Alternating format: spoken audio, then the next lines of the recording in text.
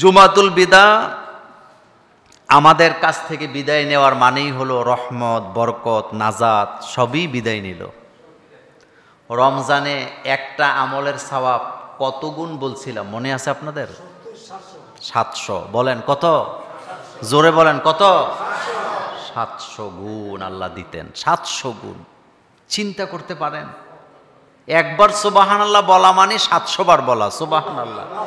এক রাকাত নামাজ পড়া মানে 700 রাকাত পড়ার সমান ছিল।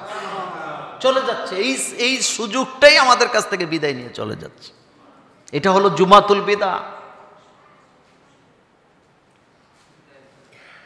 দিনগুলো কত ভালো ছিল, মহিলারা কত শালীনভাবে চলছে না? যারা টেলিভিশনের নিউজ পড়তে আসতো তারাও ঘোমটা দিয়েই কি আসছে। রমজান, ঘর থেকে বের হয়েছে না, ঘোমটাটা মাথায় রাখছে। রমজানের দিন না জানে বেয়াদবি হয়ে জানে। আমাদের মা বোনেরা হাজারো ব্যস্ততার মাঝেও রমজানের মাসে কোরআন পড়তে ভুলে যায় না। কোরআন পড়ে, কোরআন খতম করে। এই সুযোগটা চলে যাচ্ছে। কত ভালো ছিল এই দিনগুলা, কত শালীন ছিল। রমজানের মতো বরকত আর কোথাও নেই। এরপরে জুমাতুল বিদা আমাদেরকে আরেকটি শিক্ষা দিয়ে যাচ্ছে, আগামী বছর রমজান আমরা পাবো তার কোনো নিশ্চয়তা হতে পারে এটা জীবনের শেষ রোজা। এক কথায় হতে পারে শেষ, আমার জীবনের শেষ রোজা। এই বছর দেখলাম তারাবি নামাজ পড়াইয়া বাড়িতে ফেরার পথে মসজিদের ইমাম হাফেজ সাহেব অ্যাক্সিডেন্ট করে মারা গেছে। এরকমের 2টা ঘটনা দেখলাম এই বছর। কয়টা? তারাবি নামাজ পড়াইছে, বাড়িতে যাচ্ছে, রাস্তা অ্যাক্সিডেন্ট করে দুনিয়া থেকে বিদায়। তারাবি নামাজ পড়াইছে, বাড়িতে যাচ্ছে, রাস্তা অ্যাক্সিডেন্ট করে কি শেষ, জীবনের শেষ রোজা। এরপরে জুমাতুল বিদা আমাদেরকে আরেকটি শিক্ষা দিয়ে গেছে, সামনের দিনগুলিতে আমরা যেন ভালো হয়ে চলি, আমাদের আদর্শ যেন রমজানের মতোই কি থাকে।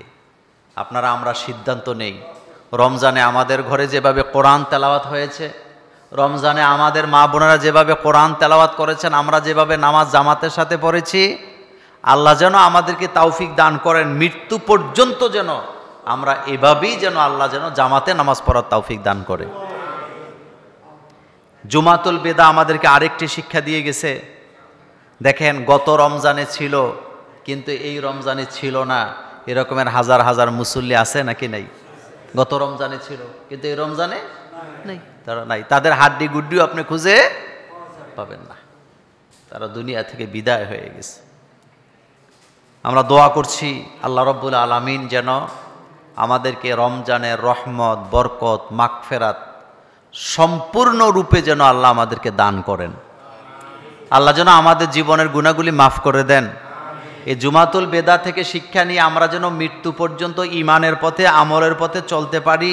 আল্লাহ যেন আমাদেরকে সেই তৌফিক দান করেন। আর জোরে বলে আমিন। বাইয়ে বনে, বাইয়ে বাইয়ে রাগারাগি আছে না নাই? এই সুযোগ মিটায়ে ফেলবেন, এই সুযোগ মিঠায় ফেলবেন। ঈদের দিন আত্মীয় স্বজনকে অন্তত একটা কল দিতে ভুলে যায়েন না। যারা দূরে আছে, আপনার বোন, ফুফু, রক্তের সম্পর্ক, আত্মীয় স্বজন, এই ঈদের দিন অন্তত একটা কি দিবেন?